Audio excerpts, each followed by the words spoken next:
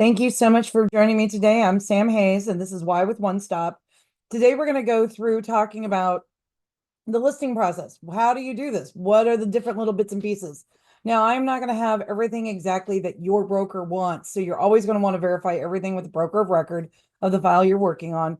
But from 22 years of doing this with walking through my agents and trying to make sure to see where the holes have been, where we've had problems, where things have not come together when we expected them, how we could have mitigated drama, all that fun stuff. It helps you move your mic up, Sam. Anywho, that's what I want to share with you today. It's kind of a little step by step. So you should be able to see my whiteboard, and we're going to go through this fabulous list of everything that I've got on here. Okay. Let's see if I can make it too big and all that fun stuff. So working through the list, starting off with everything, what are we going to do? Like how does this all start? Somebody has told you, I want to list my property. This is awesome. You've set up your appointment. You've gone ahead and talking everything through them. You've set up an appointment. You're going to go meet with them and bring all the paperwork and sign them up for a listing. Awesome. Well, who gets to sign? I mean, I could be telling you that I'm representing a trust for my grandmother, or my LLC owns it, or my husband and I want to sell. But what if my husband doesn't want to sell or doesn't even know I'm talking to you about it? You're going to want to find out who all is going to be involved in this. You want to find out who owns the property. Is mom and dad, are they on there? I've had several files in the past months since we've started back in this new year of 2025. I've never had this before, but we've had multiple times where sellers were not on the contract or on the listing agreement. Nobody checked. And I understand it was a little bit slower last year and towards the end of the year and everything. So we get out of habit, but you're going to want to have your title officer, your title rep that you work with. That's why we have these networks and these teams that you build of all the people that you like to work with when you're working a transaction. And you're going to have them pull the property profile. That's a really basic report, but it's going to tell you who owns it and kind of any major issues, the age of the property. So we know for disclosures, does it suddenly say it only has 2 bedrooms here, but you're looking at a property that now has 5? Where did those magically come from? Little things like that that you can kind of familiarize yourself so you know before you go walk the property when you take the listing. How is that title held? That's the other thing that it's going to be cluing you in on. Or is it, tenants in common? Is it community property? Do we have it in a trust? Do we have it in an LLC? Do we have it? Is there a probate situation we're worried about? What are you getting into here? So you're going to want to make sure you're taking a look and looking at this. If you know you're taking a listing, let your TC know. I love when my agents give me a heads up and go, hey, Sam, I'm going to take a listing. Hey, Sam, I've got a weird listing coming up. Could you talk me through what paperwork I need to take? Sure. That's what I'm here for. I'd rather you take too much paperwork with you or we set up the DocuSigns. It's easier to take away than it is to add. So asking the questions and looking at that property profile and going, hey, do you see anything weird here? That's why you have your transaction coordinator, your office manager that you're working with, your mentor, your broker, your title officer, your reps. That's why everybody's there, is we want to be here to support you in getting this listing and setting you off on the right foot from the start. When you're going to go through and take your listing agreement, so you found out, we know who the vesting is, we've figured out who's signing, we've got all the right people connected. Awesome. So we've done that signing authority. Okay, so it's in a trust. Well, we're going to need a copy of that trust. That's got to go over to escrow, as well as per the contract. Technically, on RPA 33, you were supposed to provide RPA 33 parentheses, I close parentheses. You were supposed to provide proof of signing authority. A lot of people defer to escrow and the document that's signed by escrow. Here's my issue with that. That document is notarized and signed by that seller. So it gets notarized. That notary is not verifying the information that's inside of that, because I am a notary and I know what my responsibilities are. So I could sign a piece of paper saying I'm the Queen of England. I could say, yes, this is a true statement. Notary, please notarize that I said that this is a true statement. We all know it's not a true statement, but that's the document we're supposed to rely on. For best practices, looking long range, my job is to be worst case scenario paranoid freak. That's what I do. So with that, I want that document from the third party. I want that piece of paper. Trusts are created, all entity documents are created with a document or a piece of paper that's in it that states the signing authority or shows who's got authority on behalf of it. That is created in mind. It's typically the trust declaration or certification page. It does not tell me who gets the money. It does not tell me who gets the cat. All it does is say, this is who signs, this is their signing title. It's a really, really key piece of paper that you want to have in the file as soon as possible.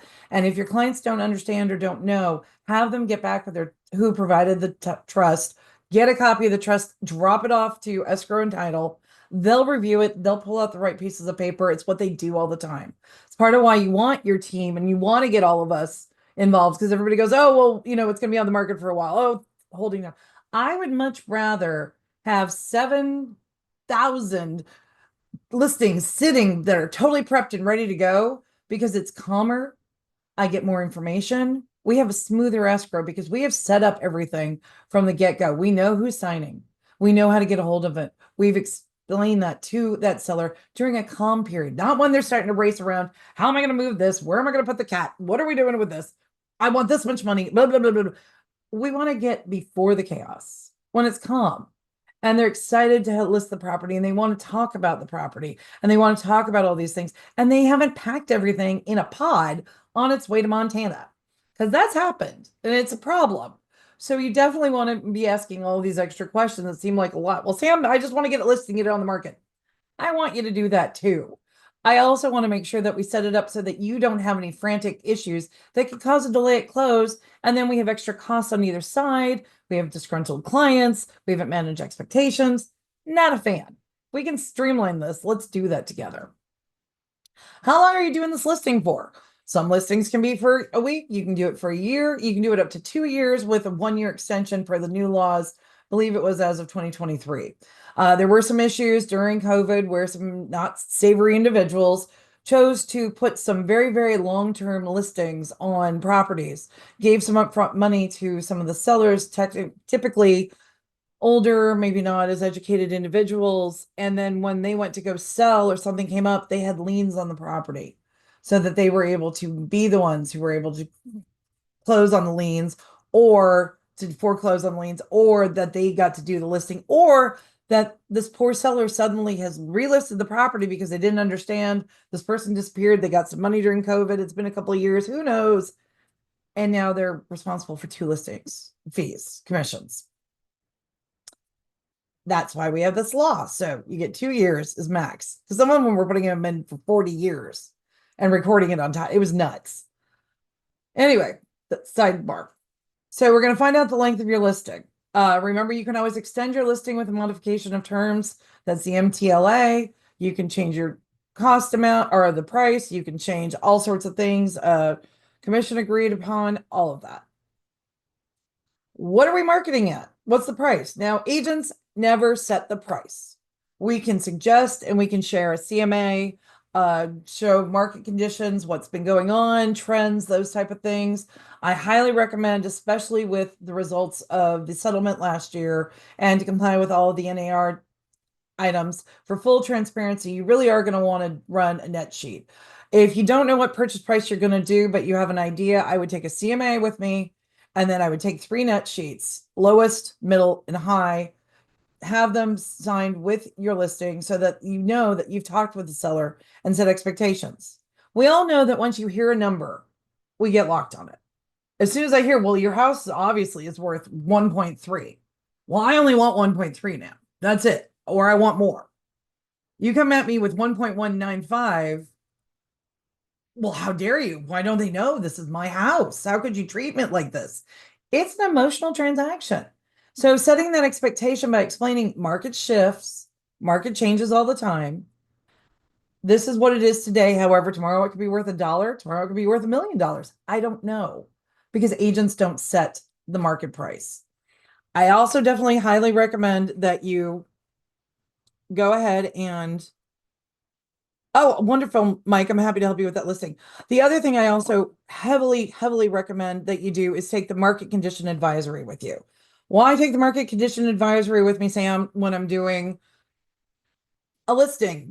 What's the big deal? Well, what's great about that is it says, explains about non-confidentiality of the offers, non-contingency, and that we don't or excuse me, if an offer comes in that's non-contingent, and that we do not set market price. The market condition advisory was a form that was created 2008,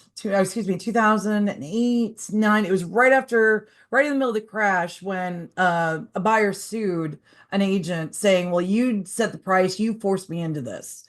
So the disclosure was created to help mitigate that. It's also great. I think it should be used on any listing and on any purchase because that, again, manages expectations with your buyer.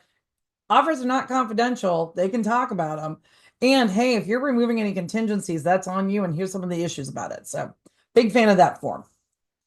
We got the CMA, we've got our net. What are we going to do? What happens if they're not going to shift? Say you've got a client who's really locked in and they've followed that Z land, and that Z land says my house is worth 2.75 million. Okay. Yeah, the last one in the neighborhood sold for, 985, but that's fine.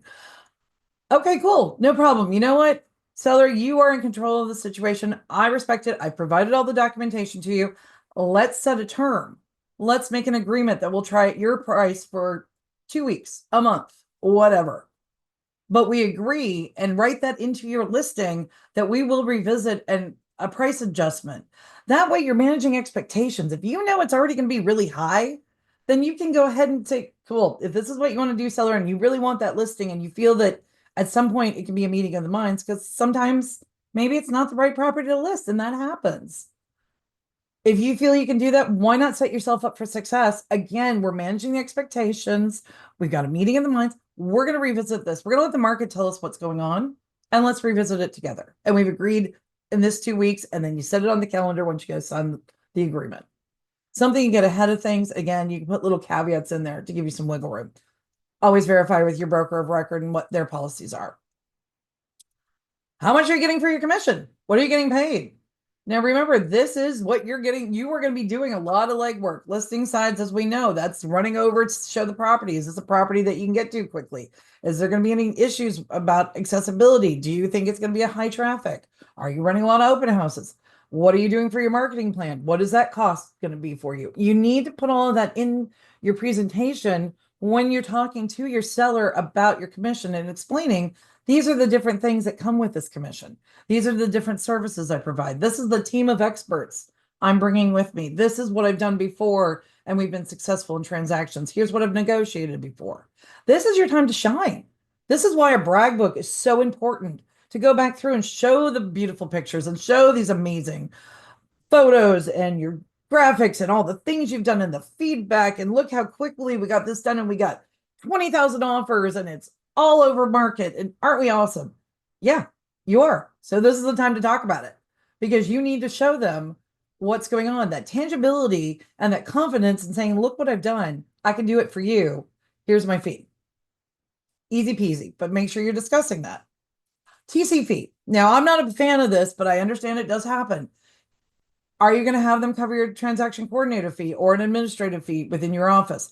Make sure you discuss it then. It's got to be so we can be RESPA compliant in the listing agreement, so that the seller is aware of this fee prior to any offers, prior to worrying about that $2 million or $3 million. Got to turn off my phone.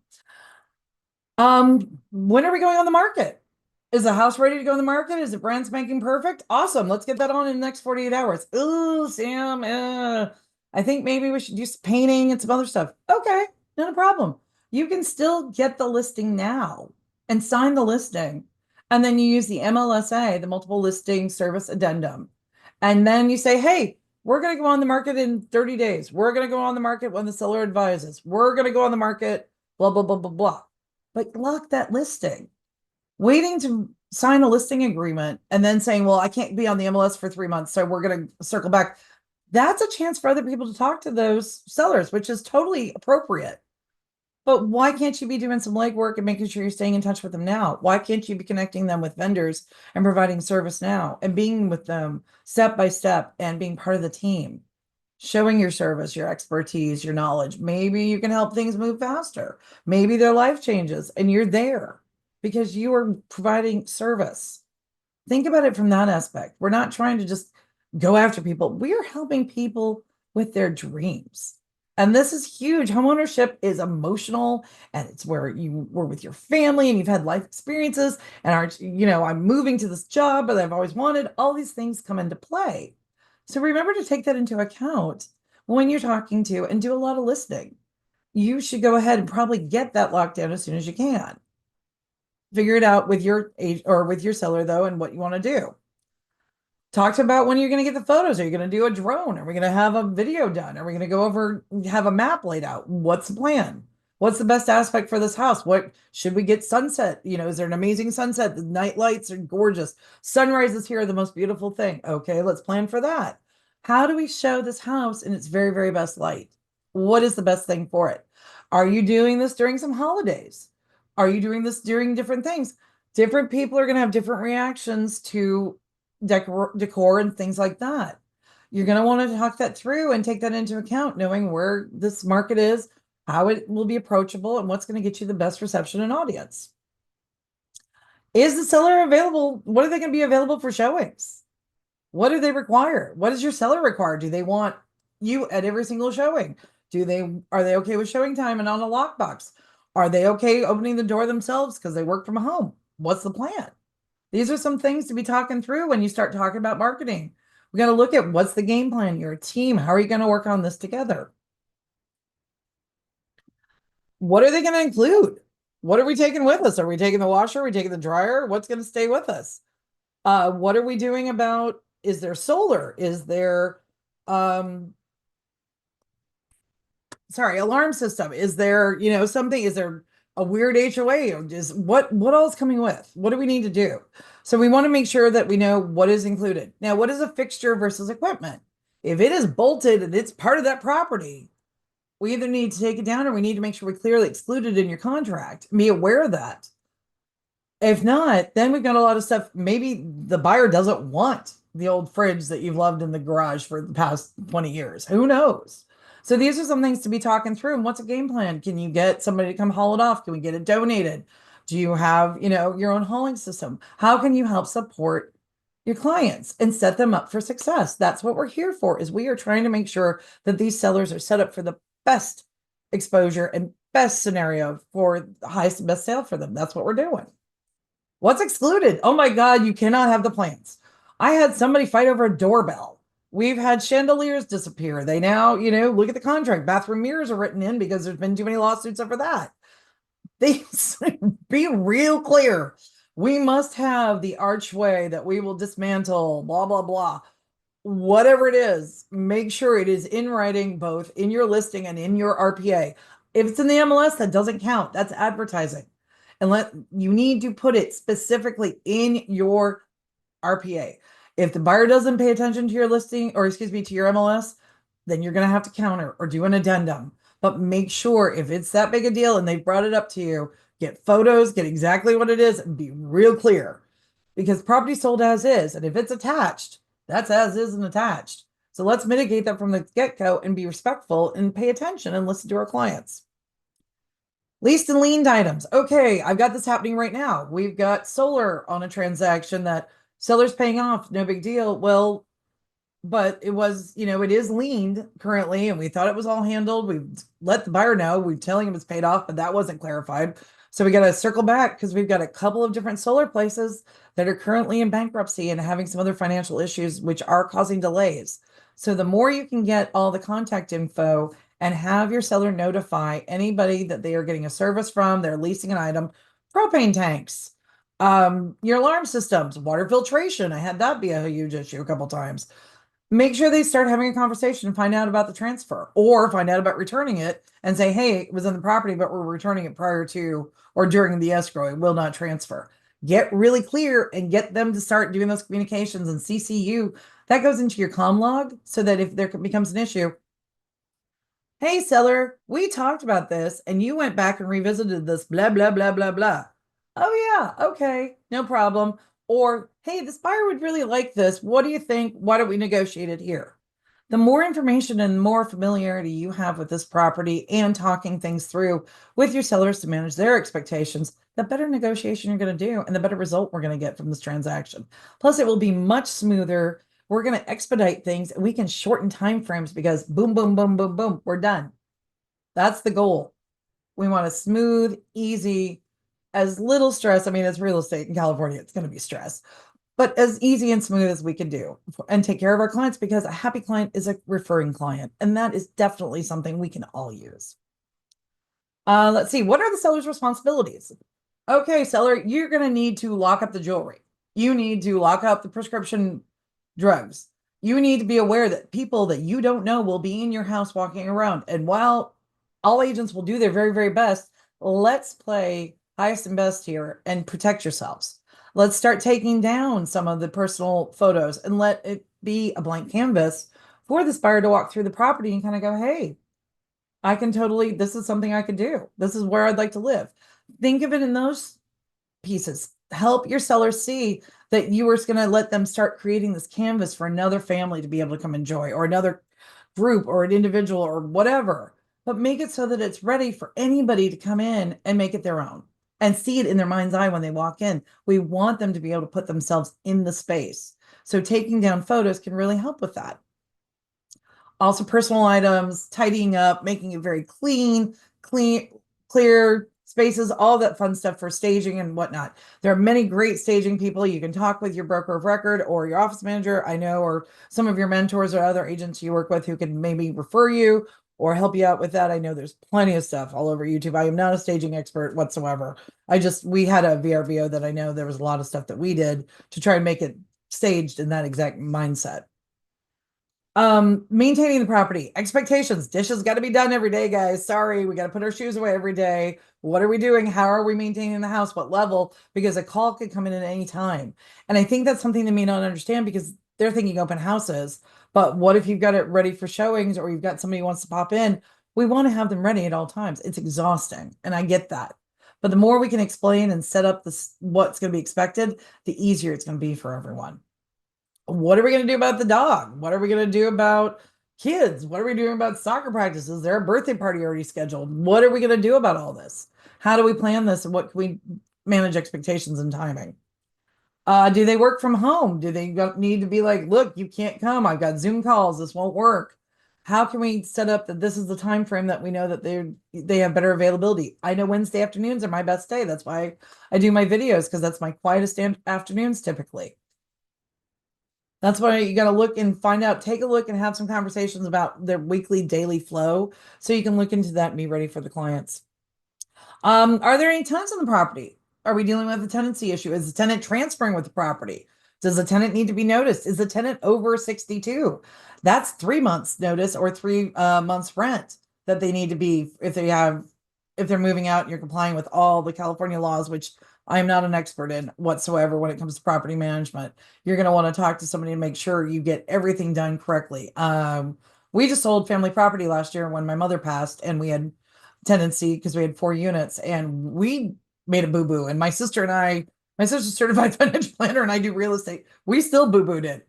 Make sure you talk to experts. Make sure you get it done correctly. We just had to give them a couple extra weeks. We got it sorted out, but we didn't know the 62 and older being the 3 months. So talk to an expert if you're dealing with tenants.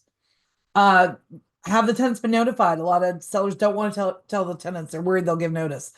We need to let the tenants know, because we want to give them the notice of sale and entry, so that we've got that 24 hours to pop into the property if you get a showing. Or are you only showing with accepted contracts? That happens sometimes too. Is there any verbal agreements right now? One of the tenants gets $40 off their rent because they bring in the trash cans. Well, they weren't supposed to have a dog per the lease, but we agreed because it was this breed. Oh, they've had that turtle for 40 years. It was my mom. They lived in the property forever. We just kind of don't talk about the turtle. That's the stuff we need to get on estoppels and start getting the leases together. I had another client who has been the property manager and now helping sell an occupied property. Well, the leases were signed incorrectly. The leases were signed in the entity name and not in the individual's name. So all of the leases were not valid. When we went into escrow and we're transferring those, the buyer side, rightly so, said, hey, these are not valid. We can't use these.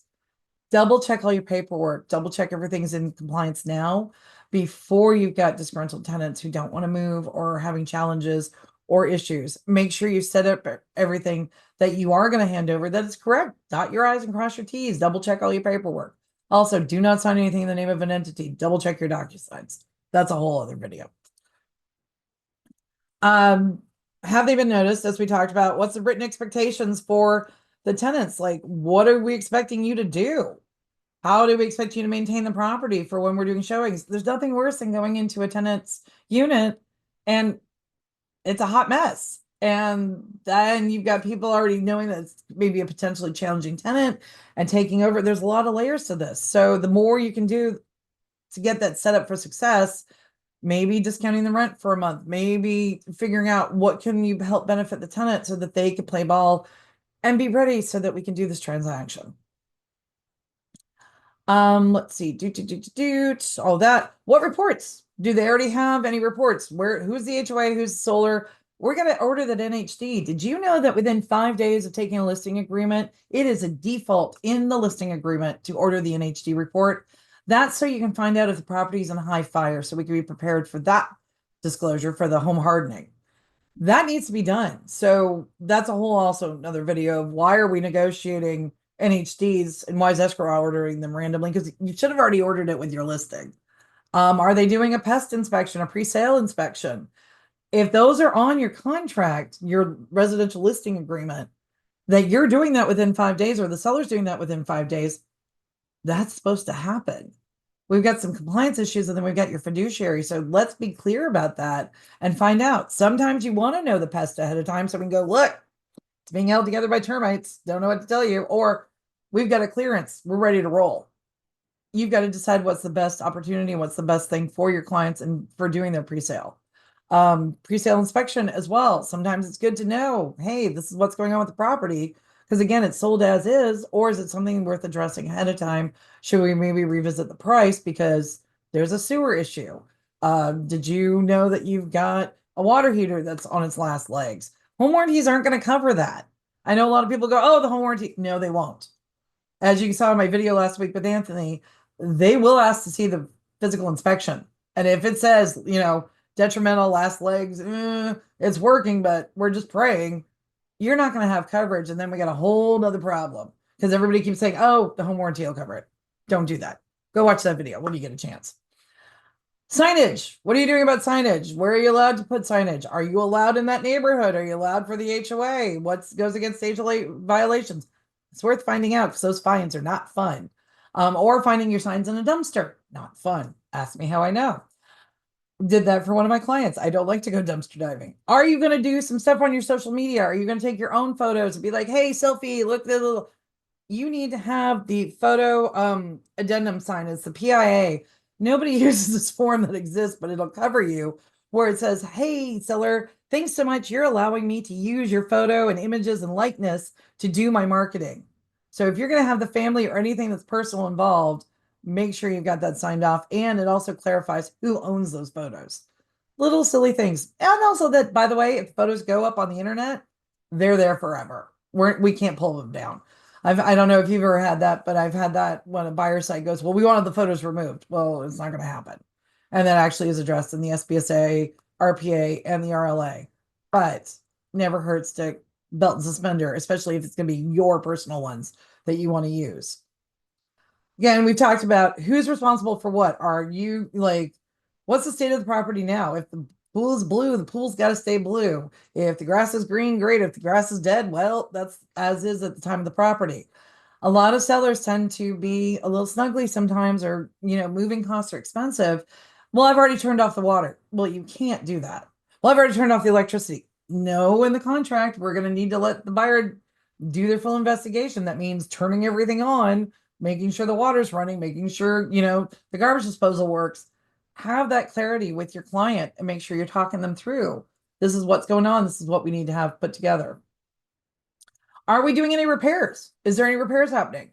So the flipper law of the 18 months, we only took title 18 months ago. I got to give you the list of the vendors. Now handyman can do up to 1,000 with the new law this year for 2025. It's never going to hurt to have all that information together. If you know you're going to have some work done to the property prior to going on the market or going into escrow, just get the vendor list, get the invoices, get the warranties. Not a big deal. It's more information that you can share. And as we know, the disclosures are history. It's good, bad, and ugly. It's not the marketing pieces. of the property. So the more you can put together with that and we can put it on third parties, the better off you're going to be. Verify all with your broker of record and your file checker, but that typically has been a really good practice that I've worked with my clients on. Again, we want make sure we got receipts, warranties. Did we just put in, like I just put in solar? Okay, here's all my solar docs. Here's everything that we did. What about my skylights? Okay, here's everything we did. Just working with your clients. Again, that's the thing. Even if they're not going on the market right away, you could ask them, do you have a designated drawer? Here, I brought you over an envelope. What's like big plastic envelope? Well, what's this for, Sam? Why do I need this? As you're packing up, as you're starting to go through things, put all the warranties in there. Put all the different things. If you're leaving it behind, let's just start a pile. Designate a drawer. When you have buyers, it's great to tell them, designate a drawer. Here, just put everything in here. During the length of your home ownership, put everything in here. That's all of your docs. Then we'll know exactly where it is when you're ready to sell. Setting your clients up on both sides, showing them a little bit to take down that stress, that anxiety, that because everyone's concerned. They don't do this all day long the way we do. They don't have the understanding that we do. It's like when my clients call and my agents or brokers are, well, Sam, I should know this. Okay, but you've done 12 deals in the past year. I've done hundreds. I look at these forms all day long because that's my job. You asked me to run a CMA. I don't know. Well, I'm not going to run you a CMA. That's not what I'm focused on. I'm focused on the file. So helping somebody with your expertise and letting them know that you're there to take care of them goes a long way. Gets that repeat client, which is the whole point of all this, is providing service and getting to do something we love. Because I love making people's dreams come true and protecting them. Taps into my fairy godmother energy big time. It's one of my favorite things. Okay, so we got all that stuff. We're rounding this up. We're doing all this. Now what do we do? Sam, I've got the signed listing agreement. I'm so excited. What do we do? We're going to tell title and escrow. Some escrow companies will pre-open. You definitely can let your title officer know so they can get the prelim started. Go ahead, loop everybody in. Get your file turned into your broker, get your TC on board so we can start those disclosures, introduce your sellers to this is escrow and title that we want to be working with or expecting to. I understand that we can't designate and buyer can choose who they want to. Typically, everybody, if you've already got it open in a working relationship, unless there's really a reason, usually it's pretty much okay. It's not a lot of effort for those of us on this side of it that's supporting you. We can get some files started and we can be aware and start building our files for you. I can start building your comm log. When I have agents that are starting to get offers, remember you're supposed to turn in every single offer you receive, even if the seller doesn't respond, to the brokerage. Every canceled doc, every single one of those is supposed to be saved with the broker. The sooner you get me looped in, I just start a file. No big deal. Drag and drop. Super easy. Something to take off your plate. You get in the mindset also that you start CCing your TC, your assistant, escrow, get us all in the loop. We can see things that you might not think of because we work on different files. We can say, hey, I had an issue with that before. Have you talked to them about, hey, I know that HOA can take years. Why don't we get started on this? Ooh, okay, that neighborhood has had some issues. We know that there's going to be some work coming up, those type of things. Tap into the expertise of the team that you have behind you. I know agents can sometimes feel like they're an island, they're on their own, but you have a huge team that's here to support you. We don't have a job without agents. So let us jump in and let us be part of this to make you look like the rock star that you are. We've turned in the file to the brokerage. Broker's checked it over because remember, that's why you got to have it in within 48 hours. As per the RLA, broker has up to 5 days to go. Nope, I don't want to work on this. Nope. Same thing with your buyer broker agreement. Those are written that way so that you have brokerage oversight. So that's why when everybody's in panic and they're like, broker's so upset at me, I didn't get it turned in on time. Why didn't we do it? They're protecting themselves because they're ultimately responsible for the file. Makes sense. They just want to double check it. No big deal. Again, an expert, just double checking. We're all working together as a team, setting you up for success. Get your photos when they're ready. Get those in the MLS within 48 hours. If you are not going on the market within 48 hours, verify with your MLS. But you're going to want to typically, right now, I know I'm with STAR. They can take the MLSA, submit that. You're good to go. You're going to work with your seller and your TC. I typically start a glide file. We get glide started, start asking questions, review the disclosures with the agents. I'll ask questions like I would if I'm on the buy side. I start picking stuff apart, trying to be ahead of it so that we have answers to questions. And as an agent, so that what's going on with the property is Aunt Sally in the backyard. Did that, who's buried back there? What happened? Did that tree fall down? That way we get everything going. And as I tell my sellers when I work with them and my agents, if you wake up at 2 in the morning and go, oh my God, I forgot to tell you, no big deal. Send me an email. We'll make an addendum. It is better to disclose. We are all about disclosure. These are not about marketing. These are, I want the good, the bad, the ugly. This is the history of the property while you owned it. And getting them in that mindset and giving them some time instead of having to rush through forms that they don't look at every day, that do have civil code statutory responsibilities. The more time we can give them, the better off we can be. And so when we're setting them all up for success, that's the key thing, is we want them to also have a great experience with this transaction, because again, it is emotional. Set expectations. What? Oh, sorry. Schedule your open houses and caravans. When are you going on? What are you doing? Are you doing the Metro? Because I know Metro does like Tuesday, Friday. And what are you doing about this one? And is a neighborhood you're not used to? Okay. Pitching a caravan is nerve-wracking. I've done it, but it's a great way to go out and network and get exposure. It's always good to go meet with other agents. Open houses. Are you going to do that? What's your plan? Make sure you've got the open house showing addendum. I understand different people have different takes on it. I've heard rumors. I have nothing to confirm nor deny, Senator, but I know that people have been going through that are using it as fodder for other lawsuits. There are still lawsuits going on, even though Censor Burnett has had the settlement. DOJ and NAR are still challenging some parts of it. Who knows what could come of this? I'm going to tell you conservatively, paranoid freak. Never going to hurt to have everybody sign in, explain what's going on. And it's not like you're the only one who should be doing it. It's nationwide. Then we set expectations with communication for your seller. We're going to let them know, hey, even if there's no news, call your seller. It's hard and it's not fun, but if nothing's going on, nothing's going on. And let them, you can give them updates. You can let them know. Quick videos are great. Calls great. Emails great. Something so that they know that you are working on their house, that you have not forgotten about them. People get weird when we don't have communication. We come up with stuff in our heads and get crazy. More communication, the better.